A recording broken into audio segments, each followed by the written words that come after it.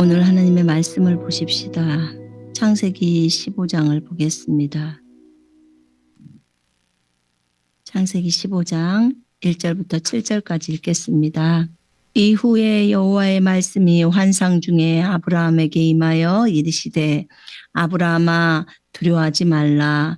나는 네 방패요 너의 지극히 큰 상급이니라. 아브라함이 이르되 주 여호와여 무엇을 내게 주시려 하나이까. 나는 자식이 없사오니 나의 상속자는 이 다메섹 사람 엘리에셀이니이다. 아브라함이 또 이르되 주께서 내게 씨를 주지 아니하셨으니 내 집에서 길린 자가 내 상속자가 될 것이니이다. 여호와의 말씀이 그에게 임하여 이르시되 그 사람이 네 상속자가 아니라 네 몸에서 날 자가 네 상속자가 되리라 하시고 그를 이끌고 밖으로 나가 이르시되 하늘을 우러러 무뼈를 셀 수 있나 보라. 그에게 이르시되 네 자손이 이와 같으리라.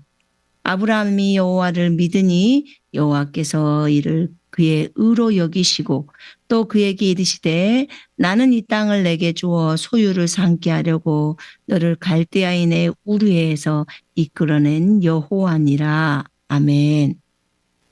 오늘 창세기 15장 1절에 주님의 말씀이 환상 중에 아브라함에게 임합니다. 아브라함에게 임했다. 말씀이 임한 자를 선지자라고 합니다. 구약에서는 말씀이 임해서 그들에게 그 말씀이 그냥 입을 통해서 나오죠. 주님 말씀이 들려서 나오는 것입니다. 이런 선지자들은 귀로 바로 듣습니다. 귀로 바로 들어서 그리고 그 말씀을 내보내주죠. 그럼 아브라함은 선지자입니까? 네, 아브라함은 선지자입니다. 자, 15장 1절부터 7절 사이에 아브라함은 이때만 해도 자녀가 한 명도 없는 상태입니다. 자녀가 한 명도 없습니다. 이스마엘, 하갈을 통해서 낳은 이스마엘도 창세기 16장에 나오고요. 15장에는 사라도 아직 아기가 없고요. 그다음에 하갈도 아직 아기가 없습니다. 그런 상태의 아브라함. 벌써 13장에 하나님께서 약속을 해 주시죠. 네 씨에 대해서 얘기합니다. 이는 네가 보는 땅을 내가 너에게 줄 것이며 네 씨에게 영원히 주고 내가 네 씨를 땅에 티끌 같게 할 것이니 사람이 땅에 티끌을 셀 수 있다면 네 씨도 셀 수 있으리라. 이 땅 가나안 땅을 주고 그다음에 또 네 씨를 준다는 거예요. 네 씨를 주는데 그 네 씨를 땅에 티끌 같게 먼지 같게 준다는 거예요. 그럼 얼마나 땅에 먼지가 많습니까? 그래서 아브라함의 씨, 아브라함의 후손을 땅에 먼지처럼 많이 그렇게 주겠다는 거예요. 그러니 얼마나 많은 숫자를 주신다고 약속한 거잖아요, 지금. 그랬는데 사실은 15장에도 아직 아기는 한 명도 없습니다. 아브라함에게 75세에 주님은 약속하십니다. 아기를 주겠다고. 그리고 그 아기를 주는데 네 후손을 바닷가의 모래알처럼 하늘의 별들처럼 주겠다고 약속을 하십니다. 이런 약속을 이제 아브라함이 받습니다. 근데 15장 1절에 주의 말씀이 환상 중에 아브라함에게 임하여 말씀하시기를 아브라함아 두려워하지 말라 이렇게 합니다. 아브라함아 두려워하지 말라. 나는 너의 방패요 너의 지극히 큰 상인이라 상급이니라 이렇게 말씀합니다. 여러분 굉장히 그 아기가 없고 그러면 너무너무 부유한 아브라함이지만 사실 너무 자기한테는 부족함이 있다고 늘 생각할 거 아니겠습니까? 자녀가 없으니까. 근데 그 아브라함에게 주님이 나타나셔서 아브라함아 두려워하지 마라. 아브라함이 두려워했나 봐요. 그러니까 두려워하지 말라고 그렇게 말씀을 하시죠. 아브라함아 두려워 말라. 나는 너의 방패야. 내가 너를 막아줄게. 내가 너의 방패야. 적군이 쳐들어왔을 때 방패가 있다면 그 불화살을 다 막아낼 수가 있잖아요. 그래서 주님께서 내가 너의 방패고 내가 너의 지극히 큰 상급이야 라고 합니다. 여러분 삶을 살다가요. 어떤 적군의 공격이 있을 수 있어요. 원수의 공격이 있을 수 있고요. 어떤 사람에게 굉장히 어려움을 당할 수 있어요. 여러분 그 빚쟁이가 빚을 독촉한다든지 또는 딱지를 붙이러 온다든지 굉장히 어렵잖아요. 굉장히 어렵더라고요. 저도 이런 경우를 이렇게 당해봤었는데 이런 부분들이 있더라고요. 아 정말 어렵구나. 그때 여호와께서 하나님께서 나의 방패가 되어 주셔서 그것으로부터 보호해 주셔요. 근데 이런 것만 있나요? 어떤 다른 사람들과 인간관계 속에서 연결된 그 어려움들도 우리한테는 되게 많잖아요. 그럴 때 우리는 두려움을 느낍니다. 돈에 대한 거, 건강에 대한 것이 어려움이 올 때도 두려움을 느낍니다. 이럴 때요. 그럴 때 주님께서 이 15장 1절을 여러분한테 준다고 생각해 보세요. 누구야? 두려워하지 마라. 내가 너의 방패야. 라고 합니다. 내가 너의 방패야. 너에게 오는 모든 불화살을 내가 막아줄 거야. 라고 할 때 얼마나 큰 위로가 됩니까? 너무 큰 위로가 되죠? 자, 너의 지극히 큰 상급이니라. 너의 지극히 큰 상급이라는 거예요. 여러분, 우리가 주님을 섬기면서 나아갑니다. 때로는 마귀의 공격도 많이 받습니다. 그리고 점점 성숙해 가면서 이제 상에 대해서 내려놓습니다.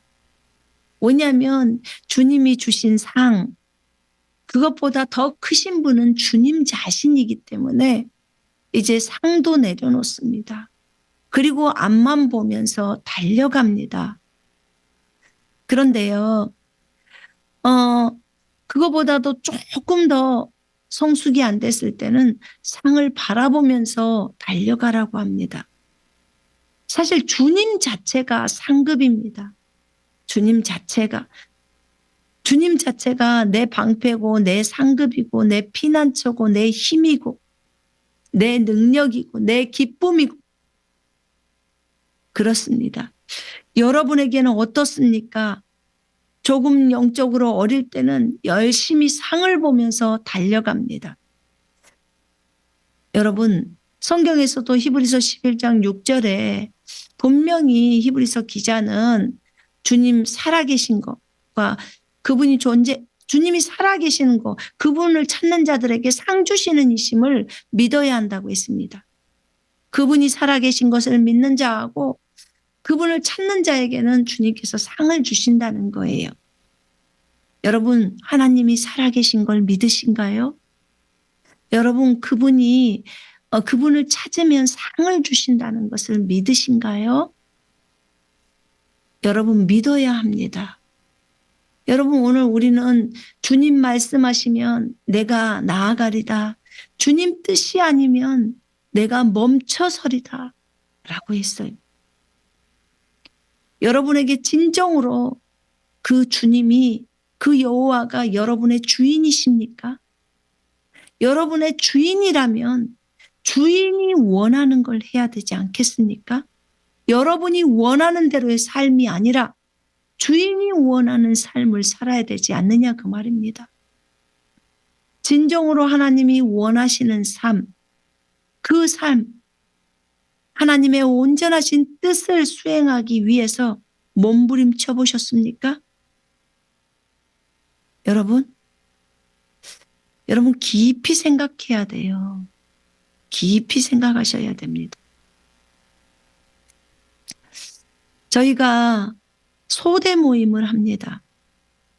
저희가 군사교회로서 정말 사람들 한 사람 한 사람이 믿음 안에서 굳건히 서서 하나님의 말씀을 붙들고 군사로서 가보자고 해서 소대 모임을 만들었습니다. 이제는 셀 모임이 아닌 군사들처럼 소대 모임이 되어져서 전적으로 하나님께 복종하면서 하나님이 무엇을 말씀하시든지 그 말씀에 순종하면서 가기로 결단하고 그렇게 가자고 했습니다. 그런데 그렇게 안 하는 사람들이 있습니다. 왜냐하면 소대 모임을 하게 되면 성경을 읽어야 하고 기도를 해야 하고 말씀으로 기도하기, 말씀으로 선포하기도 해야 하고 서로를 위해서 기도도 해주어야 하고 이런 숙제들이 있죠. 그래서 그것 때문에 소대 모임을 안 하려고 하고 그뿐만 아니라 저희가 참 열심히 군사로 간다고 했지만 이 소대 모임을 하다 보니까 술을 마시는 사람이 여전히 있었고 담배도 못 끊는 사람이 여전히 있었고 음란을 여전히 즐기고 있는 사람도 있었고 이런 부분들이 다 드러나게 되었어요. 그러니까 소대 모임을 안 하려고 빠져나갑니다. 이런 것을 하면서 어떻게 군사로서 갈 수가 있단 말입니까? 군사는 자기를 부인하고 십자가를 지고 자기가 죽은 십자가예요. 십자가를 지고 주님을 따라가라고 했는데 자기의 육신의 생각들을 다 버리고 주님을 따라가라고 했는데 여전히 자신의 육신을 내리려고 하지 않고 술을 끊으려고 하지 않고 담배를 끊으려고 하지 않고 음란을 끊으려고 하지를 않고 나는 군사로 가지 않겠습니다 하고 도망가는 것입니다.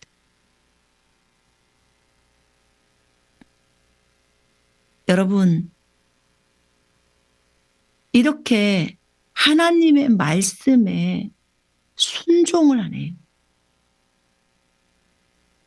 군인은 주님의 말씀에 순종하는 자예요. 복종하는 자입니다. 군사란 제가 저번 주인가 말했습니다. 군사란 자기 의견이 없다고. 진정으로 자기 의견이 없어요. 군사는 자기를 군사로 뽑으신 그분만을 기쁘시게 하는 자예요. 군사는 이 생에 그것에 얽매이지 않는다고 했습니다. 이 생의 삶에 얽매이지 않는 자예요.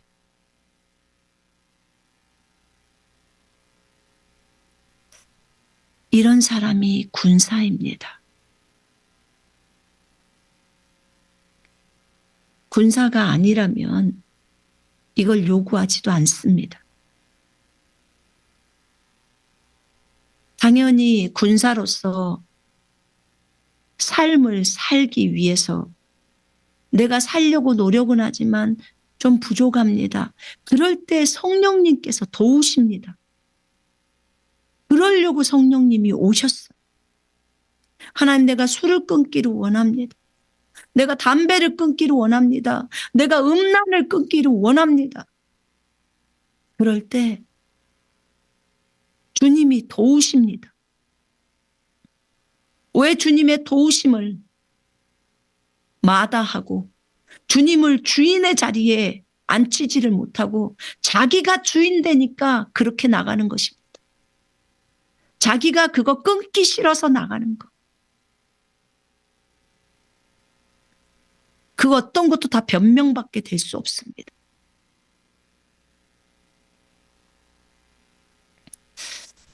여전히 자기가 주인된 삶, 내 인생 내 거야.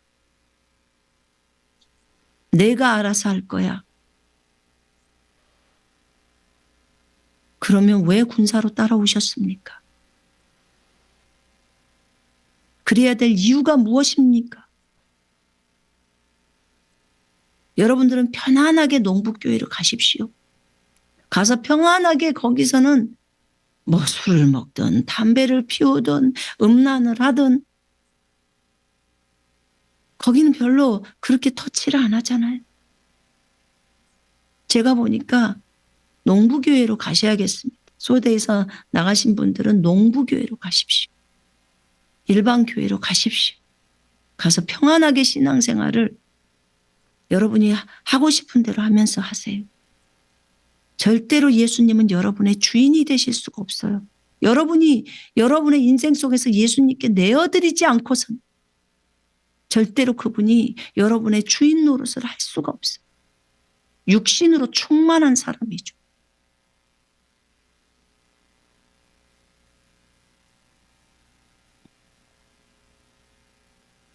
진짜로 군사로 가는 사람은 자신을 다 주님께 부복시키는 사람이에요.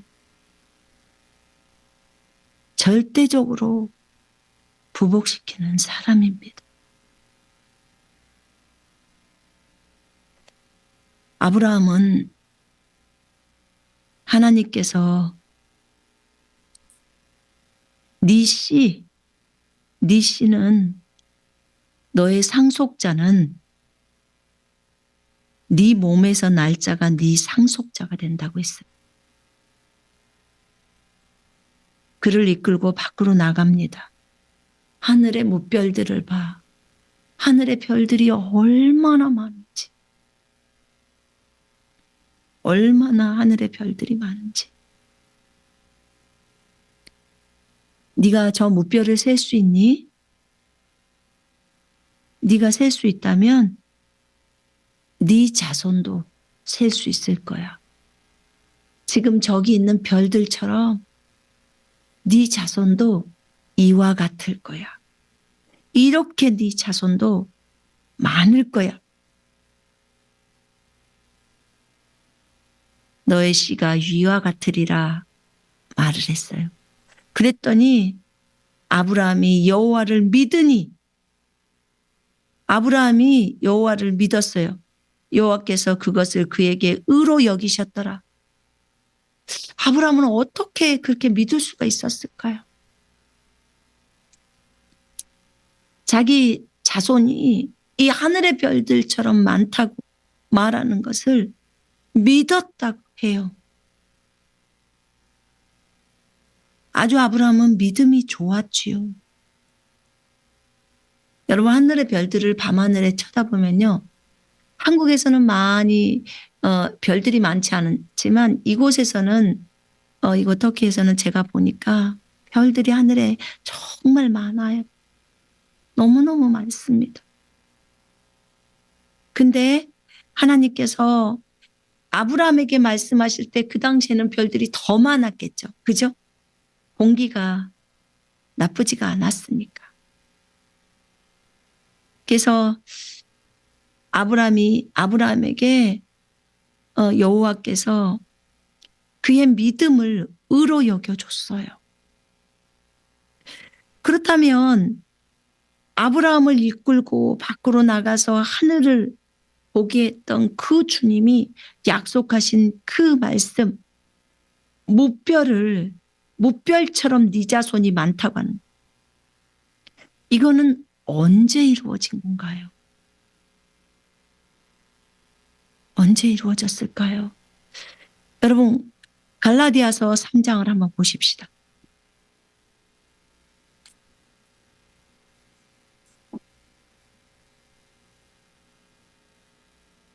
갈라디아서 3장 6절부터 제가 읽을게요. 아브라함이 하나님을 믿으니 그것이 그에게 의로 여겨졌다 함과 같으니라. 그러므로 너희는 믿음으로 난 사람들이 아브라함의 자손임을 알라. 믿음으로 난 사람들이 아브라함의 자손임을 알라. 지금 갈라디아 3장에 바울이 말하고 있어요. 아브라함이 하나님을 믿으니 그것이 그에게 의로 여겨졌다 함과 같으니라. 지금 창세기 15장에 있는 말씀을 인용해서 얘기를 합니다. 그러므로 너희는 믿음으로 난 사람들이 아브라함의 자손임을 알라. 성경은 하나님께서 이방인들을 믿음으로 말미암아 의롭게 하실 것을 미리 보고 먼저 아브라함에게 복음을 전파하기를 네 안에서 모든 민족이 복을 받으리라고 하였느니라. 그러므로 믿음으로 난 사람들은 믿음이 있는 아브라함과 더불어 복을 받느니라. 자, 믿음으로 난 사람들, 그는 누구일까요? 믿음으로 난 사람들. 갈라디아 3장 26절부터 보겠습니다. 너희가 다 그리스도 예수를 믿음으로 말미암아 하나님의 자녀들이 되었으니 너희 가운데 그리스도 안으로 침례를 받은 사람은 그리스도로 옷 입었느니라. 유대인이나 헬라인도 없고 종이나 자유인도 없으며 남자와 여자도 없으니 이는 너희 모두가 그리스도 예수 안에서 하나이기 때문이라. 너희가 그리스도의 것이면 너희는 아브라함의 씨요 약속에 따른 상속자들이니라. 아멘. 여러분은 그리스도의 것입니까? 여러분은 예수님 것입니까? 그렇습니다. 우리가 예수 그리스도를 자신의 구주와 주인으로 맞아들이면 우리는 아브라함의 씨고 아브라함의 후손입니다. 지금 전 세계에 20억의 크리스찬들이 있다고 합니다. 그러면 그 20억은 아브라함의 후손이다 그 말이. 진짜로 예수님을 자신의 구주와 주인으로 맞아들였으면 그렇게 된다는 거예요. 자, 16절에 보겠습니다. 이제 그 약속은 아브라함과 그의 씨에게 하신 것인데 많은 사람을 가리켜 씨들이라고 말씀하지 아니하시고 한 사람을 가리켜 너의 씨라고 말씀하셨으니 그는 그리스도시라. 그리스도 예수님이 아브라함의 씨라고 지금 얘기를 하고 있어요. 예수님을 다윗의 후손이라고도 말씀하시고 또 다윗보다 먼저 있었던 아브라함의 씨라고도 말합니다. 그는 그리스도, 메시아, 예수님을 얘기하시죠. 이렇게 예수님을 아브라함의 씨라고 했고 그리고 그 예수님을 믿는 우리들에게 너희가 그리스도의 것이면 너희는 아브라함의 씨요 약속에 따른 상속자들이라고 얘기를 합니다. 약속에 따른 상속자. 모든 것의 주인. 이렇게 성경은 얘기를 하고 있습니다. 너희가 아들들이므로 하나님께서 자기 아들의 영을 너희 마음속에 보내시어 아바 아버지라 부르짖게 하셨느니라. 그러므로 너는 더 이상 종이 아니요 아들이니 아들이면 그리스도를 통한 하나님의 상속자니라. 이렇게 나와 있습니다. 하나님의 상속자. 여러분, 우리들은 아브라함의 씨입니다. 갈라디아 4장 6, 7절에 분명하게 믿음으로 난 사람들이 거기에 아브라함의 자손이라고 말합니다.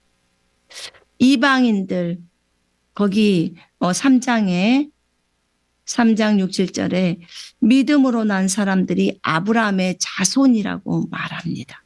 또 이방인들을 믿음으로 말미암아 의롭게 하실 것을 미리 보고 아브라함에게 복음을 전파하기를 네 안에서 모든 민족이 복을 받으리라 이렇게 말씀하고 있습니다. 믿음으로 난 사람들은 아브라함의 자손이에요. 여러분, 그렇다면 아브라함은 아까 하늘의 별들처럼 자손들이 많다고 하나님이 말해준 그 말을 아브라함은 믿었어요. 그리고 믿음의 조상이 된 거예요. 그래서 믿음으로 난 사람, 예수 그리스도를 믿음으로 인하여 우리는 거듭났어요. 다시 태어났어요. 그렇게 다시 태어난 사람을 아브라함의 자손이라는 거예요. 예수 그리스도를 자신의 구주와 주인으로 맞아들인 사람, 그 사람을 아브라함의 자손이라고 표현합니다. 여러분, 아브라함은 하나님을 믿었어요. 하나님이 말씀한 것을 믿었습니다. 하나님이 말씀하신 그 사실을 믿었고, 그가 자기 몸이 죽은 걸로 생각하지도 않았고, 사라의 태가 죽은 것으로도 생각하지 않았고, 약속하신 그분의 미쁘시기 때문에, 신실하시기 때문에 그것을 이루실 것이라고 확신했다고 로마서에 나옵니다. 그렇게 로마서 4장에 적어져 있습니다. 제가 읽어보겠습니다. 그가 믿음이 약해지지 아니하여 약 100살이 되고서도 자기 몸이 이제 죽은 것으로 생각지 아니하고 또 사라의 태도 죽은 것으로 생각지 아니하였느니라. 그는 믿음 없음으로 인하여 하나님의 약속을 의심하지 아니하였고 오히려 믿음에 견고하여져서 하나님께 영광을 돌리며 약속하신 그것을 또한 이루실 것이라고 확신하였느니라. 그러므로 그에게는 믿음이 의로 여겨졌느니라. 그의 믿음이 의롭다, 옳다 하나님이 인정하신다는 거지요. 그런데 이 믿음이 완전히 의로 인쳐지듯이 도장 꽝꽝꽝 찍어지는 사건이 있었어요. 그것이 어떤 사건이었냐면, 봐봐요. 우리의 조상 아브라함이 자기 아들 이삭을 제단에 드렸을 때 그가 행함으로 말미암아 의롭게 되지 아니하였느냐? 믿음이 어떻게 그 행함과 더불어 작용하였으며 믿음이 행함으로 온전케 되었음을 네가 보느냐?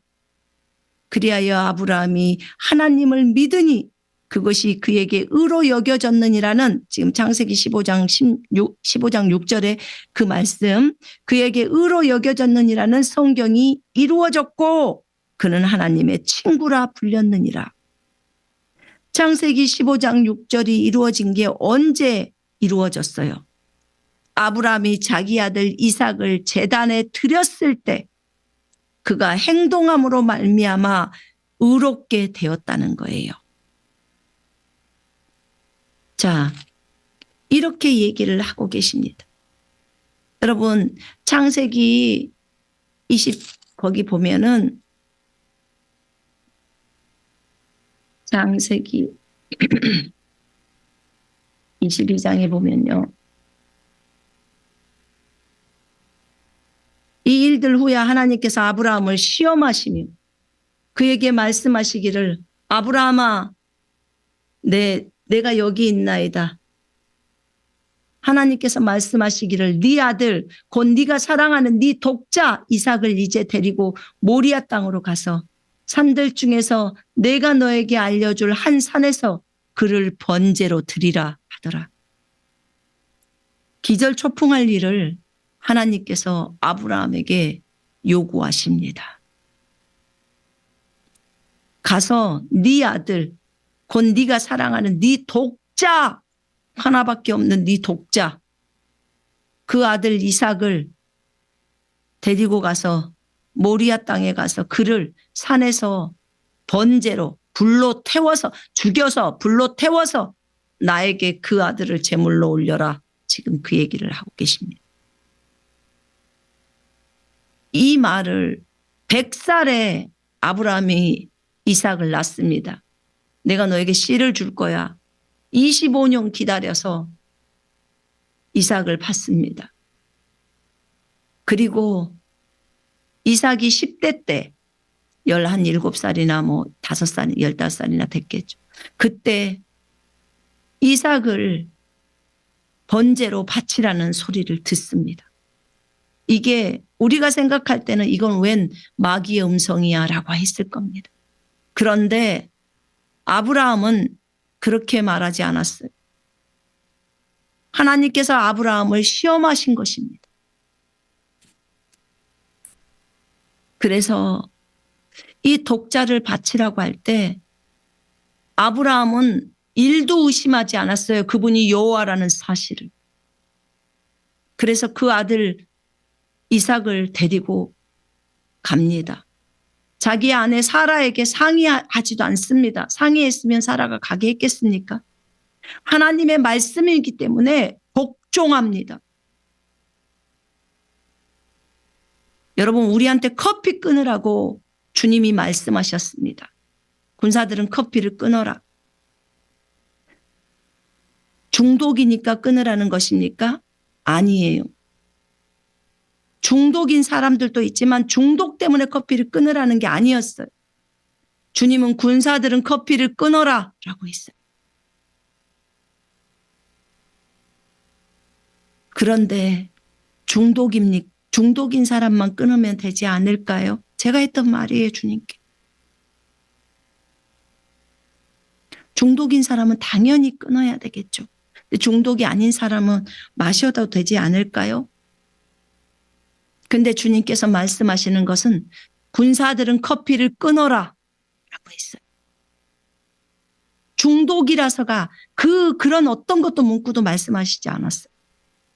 군사들은 커피를 끊어라. 주님은 우리에게 순종하라고 하셨습니다. 그것이 무슨 음식이기 때문에 이 커피가 더럽기 때문에 기도와 말씀으로 깨끗해진다. 그런 것도 아니에요. 우리 이거 다 배웠기 때문에 다 알아요. 음식 더러우면 예수 이름으로 명령하면서 먹으면 깨끗해져요. 그걸 우리가 모르는 게 아니에요. 주님의 요구가 커피를 끊어라였어요. 우리는 그 말씀에 순종하는 거예요. 지금 아브라함에게서 자기 아들 이삭을 번제로 바치라는 거예요. 아브라함은 순종해 버립니다. 자원해서 순종해요. 주님은 우리에게 순종을 요구하셨어요.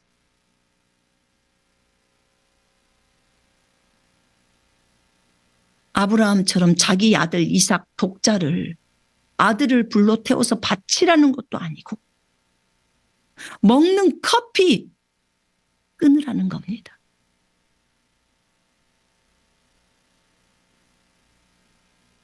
마시는 커피예요. 근데 우리는 커피를 못 끊어서 커피 하나를 못 끊어서 그렇게 어려워합니다. 이 시대의 주님이 아브라함에게 요구한 것처럼 우리한테 요구하면 다 도망갈 겁니다. 커피 하나를 못 끊어서도 도망가는데 군사를 그만하겠다고. 이런 사람이 뭔 군사를 합니까? 마시는 거 하나를 절제를 못하는데.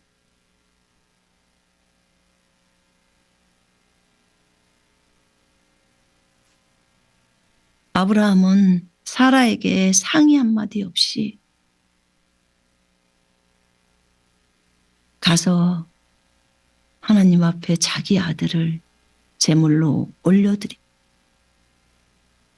아브라함은 이렇게 생각했다고 히브리서 11장에 말씀하고 있습니다.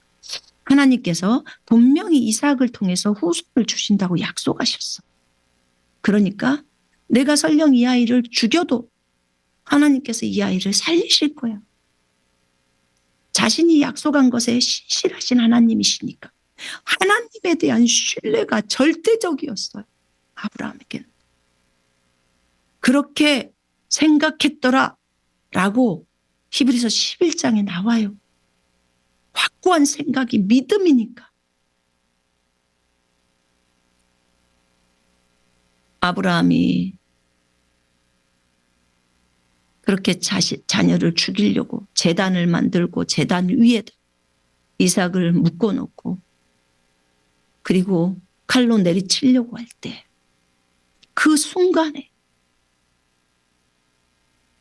그 순간에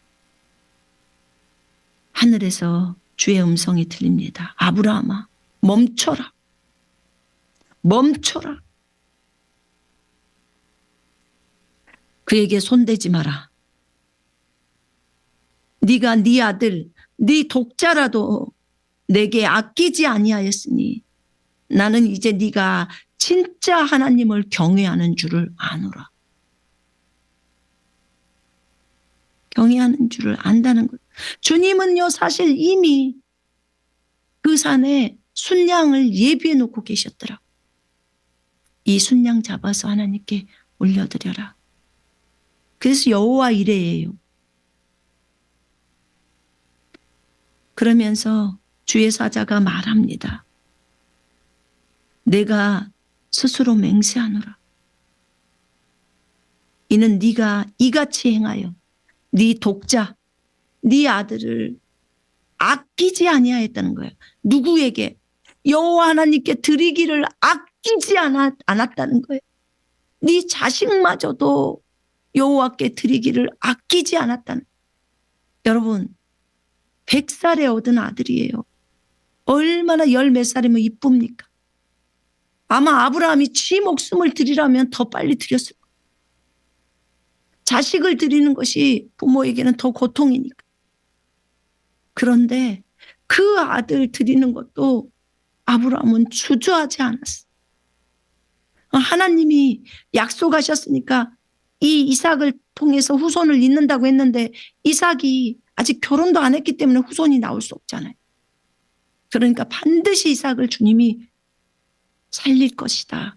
이걸 믿었다고 히브리서 11장에 나왔다고 했어요. 네가 나에게 네 아들 독자를 주기를 아끼지 아니하였으니 내가 복으로 너에게 복을 주고 번성으로 내가 너의 씨를 하늘의 별들처럼 또 바닷가의 모래처럼 번성케 하리니 네 씨가 그의 원수들의 문을 차지하리라. 네 씨 안에서 땅의 모든 민족들이 복을 받으리니 이는 네가 나의 음성에 복종하였음이라 하더라. 복종했다는 거예요. 네가 나의 음성에 복종했다는 거예요. 여러분 우리는 주님의 주인 되심을 인정하면서 걷습니다. 예수님이 우리의 주인이시기 때문에 주인이 배추밭에 가라면 배추밭에 가고 무밭에 가라면 무밭에 갑니다.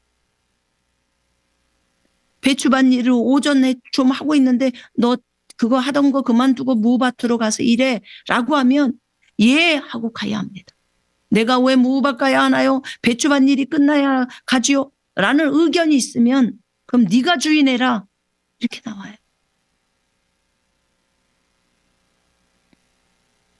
우리는 많은 부분에 이 복종이란 단어, 순종이라는 단어를 배워야 합니다. 하나님은 영적으로 성장해 갈 때요. 순종을 요구하십니다. 그 순종도 이제 나중에는 주님을 많이 사랑하다 보면 자원함으로 순종을 하게 됩니다. 자원함으로. 여러분 제가요 성경을 보다 보니까 전쟁을 하는 이 장면들을 보잖아요. 사무엘하고 열왕기하고 역대기하고 거기에는 그 내용들이 많이 나옵니다. 근데 주님의 요구가 참 어이가 없을 때가 있어요.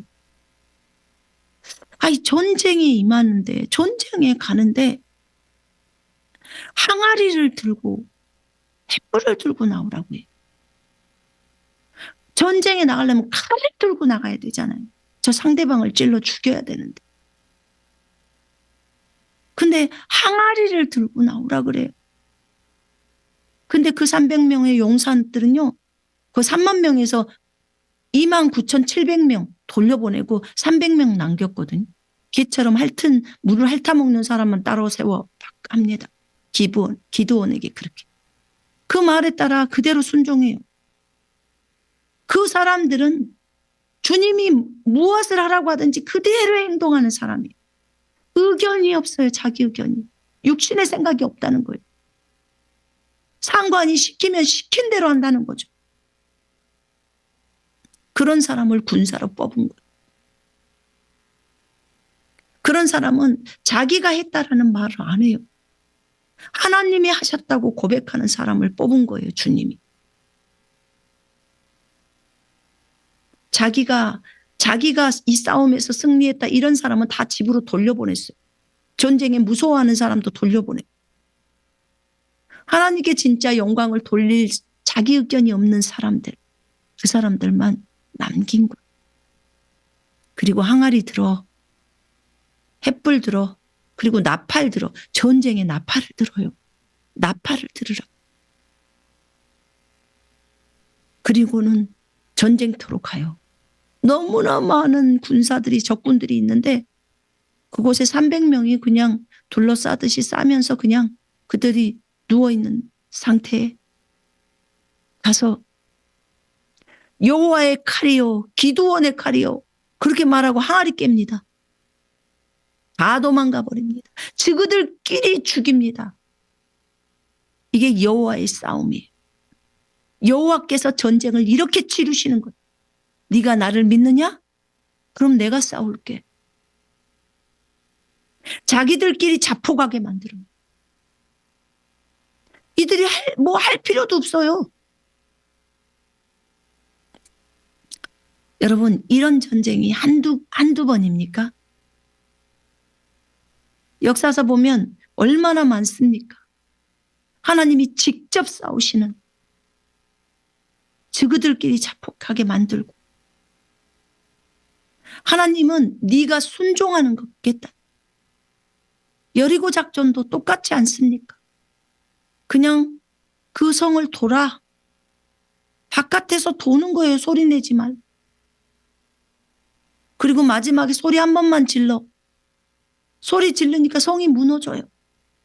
어떻게 설명하실래? 저들에게 하나님의 공포를 미리 넣었어. 다 간담이 녹아서 마음이 죽어버린 상태. 사기가 떨어져서 군사들이 움직이질 않을 정도. 그냥 거저먹기죠.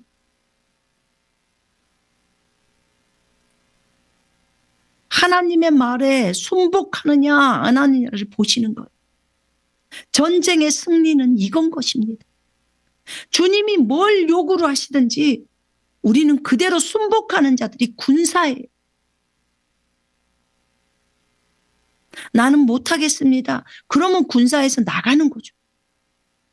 그럼 농복교회로 가셔야 돼. 온라인에 있든지. 오프라인에 오면 안 되죠. 군사가 아닌데. 어차피 군사 안 하기로 했는데.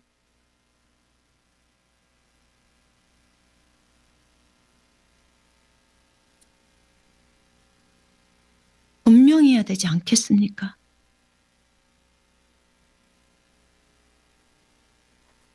여러분, 우리가 하나님을 따라가다 보면요.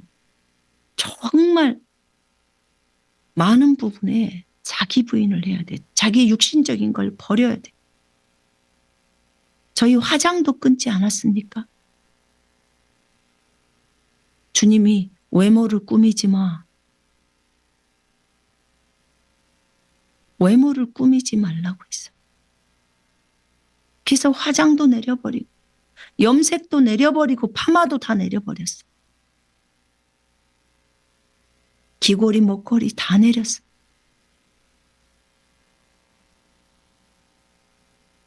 꾸미지 마. 포장하지 마. 네가 아닌 것처럼 너를 꾸미지 마.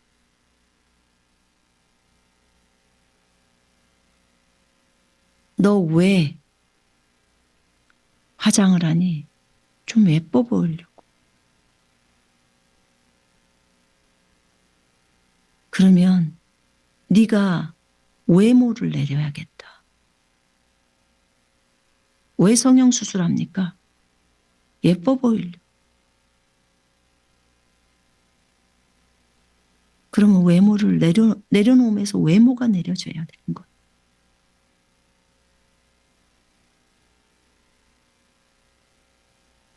여러분들이 지금까지 잘 오셨어요.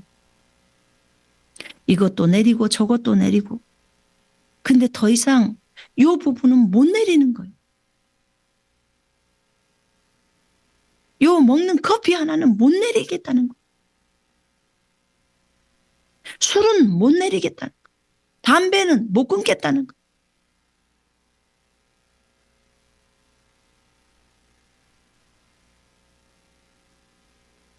음란은 안 내리겠다는 거예요. 그러면 내려놓음이 여기서 이제 멈추는 거예요. 더 이상은. 더 이상은 진행을 못 해요.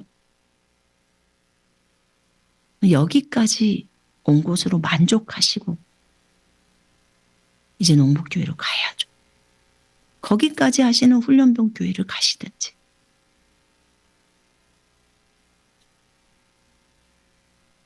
그곳에서 계시다가 진짜로 하나님 앞에 몸부림치면서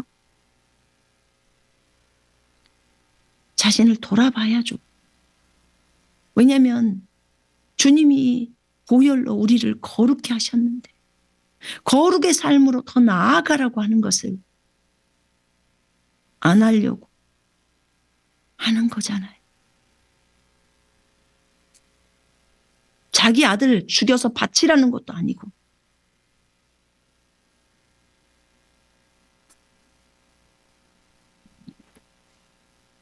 여러분, 성령님은 여러분들이 원한다면 얼마든지 도와주시는 거예요. 그거 하시려고 여러분 안으로 들어오시고 진짜 여러분의 그분을 주인으로 모셔야 하는 거예요. 주님의 주인 되심이 안 돼버리는 거예요. 이 부분에. 내가 주인 삼은 모든 건 내려놓고 여러분이 주인 삼은 게 술이고 담배고 음란이고 음식이고 이런 것들이 주인이 돼버린 거예요. 나는 커피는 못 내려. 그러면 커피가 주인인 거예요. 이미 우상이 되어 있는 거죠.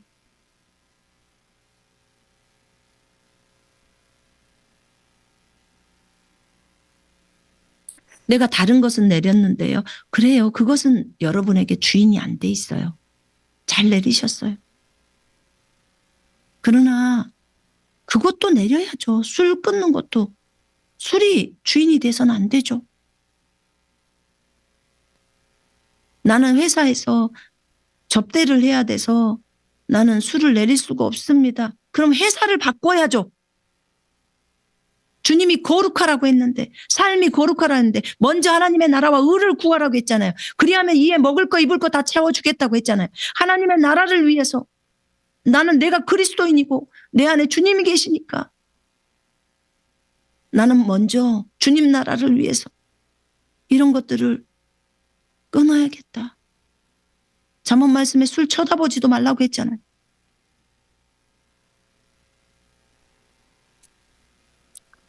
여러분들이 얼마든지 먼저 우선순위가 하나님이어야 된다니까요. 하나님의 나라여야 되고.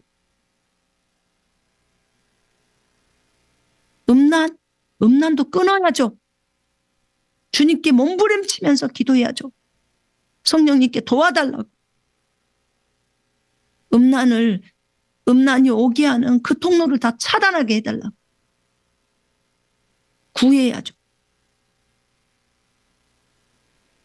하나님 앞에서 거룩의 삶으로 가야 한다고 결단하면서 걸어야죠. 한 번 즐기고 두 번 즐기니까 계속 보고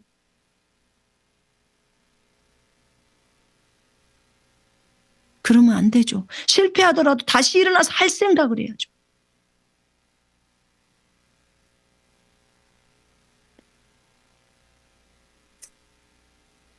주님께서 우리에게 말씀하시는 것은 군사들은 그대로 순복해야 합니다. 오직 우리를 군사로 부르신 그분만을 기쁘시게 하는 것이 우리들의 목적이에요.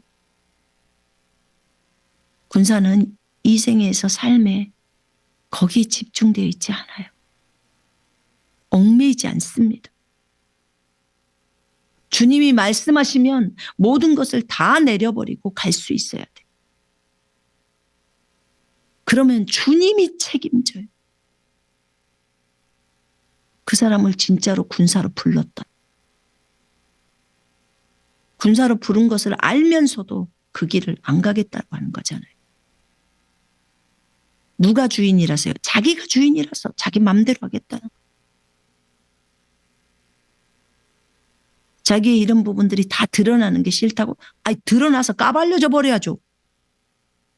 그래야 그것이 더 빨리 떠나죠. 부끄러워서도 안 하죠. 언제까지 숨기고 있을 겁니까?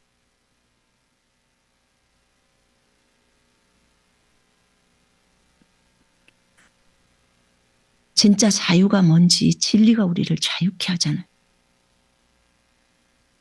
한 번 오픈해버리면요. 2번 오픈하기 쉬워요.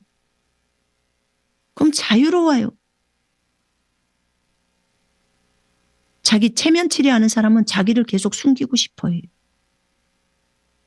그 체면을 버려야 돼요. 위선 떠는 거 그만 떨어야 하는 거.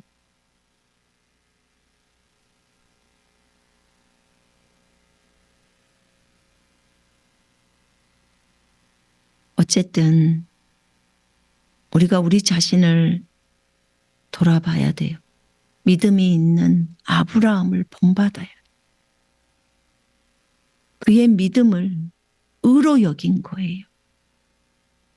네가 내 음성에 복종했기 때문에 네 씨 안에서 땅의 모든 민족들이 복을 받고 하늘의 별들처럼 바닷가의 모래처럼 이렇게 많은 후손을 주겠다고 약속하셨어요. 하나님. 아브라함에게. 그리고 그 약속은 이루어졌어요. 이미. 모든 믿는 자들이 아브라함의 자손이라는 거예요. 앞으로 우리는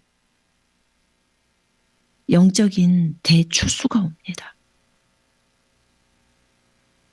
때로는 주님이 우리들에게 소망을 주실 때도 있어요. 그분께서 바울에게도 이런 소망들을 주었죠. 바울도 성경에 보면 내가 복음으로 너를 낳았다 이런 표현을 해요. 내가 복음으로 너를 낳았다. 디모데도 아들이라는 표현을 해요. 내 아들 디모데. 내가 복음으로 너를 낳았다. 영적인 자녀들을 말하는 거예요. 바울이 결혼했나요? 안 했죠. 육신적으로는. 그러나 영적인 자녀들을 많이 낳았어요. 바울은 복음을 정말 이 땅 지금 우리가 있는 이 에베소에도 바울이 와서 교회를 세웠어요. 7교회 대부분이 바울이 세웠고 빌라델피아는 사도 요한이 세우고 사도들이 이 땅까지 와가지고 이 터키 땅에 다 들어와가지고 7교회를 세웠어요. 예루살렘에 세운 것도 아니고 이 이방 민족이 있는 이 땅. 이렇게 와서 영적인 자녀들을 많이 낳았어요. 아시아에 있는 사람들이 거의 다 복음을 들을 정도였으니까. 이렇게 영적인 자녀들이 많이 낳게 해주셨어요. 바울에게. 그런 것처럼 우리도 앞으로 대추수 때 영적 자녀를 많이 낳을 것이라고 주님이 말씀해 주시고 격려해 주시고 위로해 주셨어요. 아브라함에게 무별히 쳐다보고 별처럼 많은 자손이 있을 거라고 한 것처럼 너희들을 통해서도 정말 별처럼 많은 영적 자녀들이 태어날 것이고 네 자손이 이와 같을 것이라고 말씀하셨어요. 얼마나 은혜가 됩니까?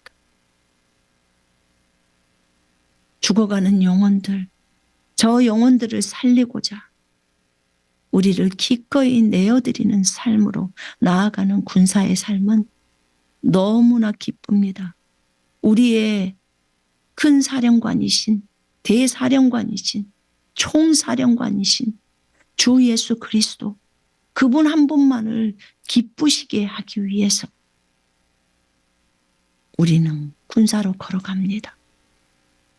그분의 소원이, 하나님은 모든 사람이 구원을 받고 진리의 지식에 이르기를 원하신다고 하셨어요.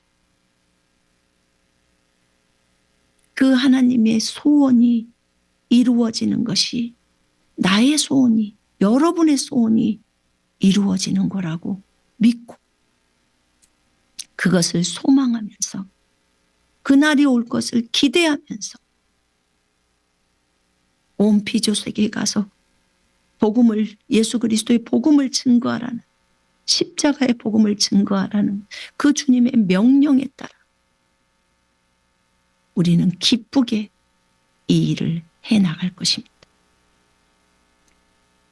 여러분, 이해되지 않아도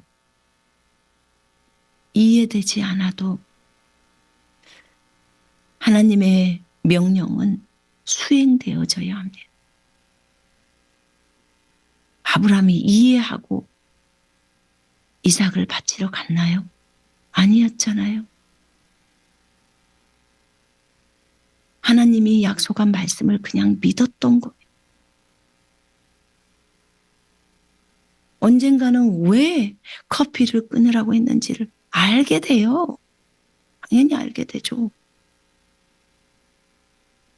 우리가 커피를 먹지 마라, 끊어라라고 하니까 중독이었던 사람이 너무 많이 나와 있는 거예요. 몰랐죠. 근데 이제 본인이 중독인지도 몰랐다가 커피 끊으라고 하니까 이제 중독인 것을 아는 거예요. 너무 많은 사람이 있었어요. 세상간. 어쨌든 주님은 다 아십니다. 우리는 기꺼이 순종할 뿐입니다. 아브라함처럼 온전히 하나님을 믿는 자가 되십시다. 기도하겠습니다.